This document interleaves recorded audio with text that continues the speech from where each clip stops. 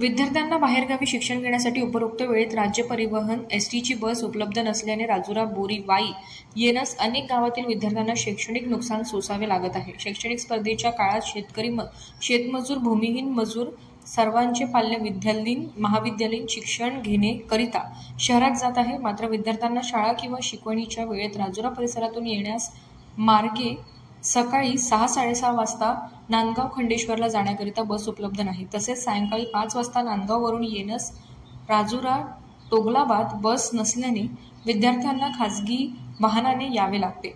कजरा मार्गे नांदगाववरून येणारी बस गच्च प्रवाशांनी भरलेली असतात करिता गैरसोय होत असल्याने राजुरा परिसरातील शेकडो विद्यार्थ्यांकरिता एसटी प्रशासनाने तातडीने बस उपलब्ध करण्याची मागणी होत आहे।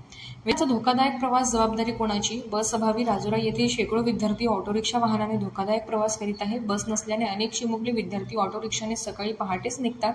खासगी प्रवाशात अघटित घडल्यास जबाबदारी घेणार कोण, असा सवाल शिंदे सेनेचे युवा प्रमुख, धामणगाव विधानसभा राहुल हजारे सह शुभम यावलकर, हेमंत बावनकुळे, विलास बुजाडे, प्रफुल्ल गायधने, संकेत गिरटकर, मुन्ना मेश्राम, गणेश शेबे, वैभव शेंडे, समीर देशमुख, आदित्य कारामोरे, रेणुका रघुते यांनी उपस्थित केलाय।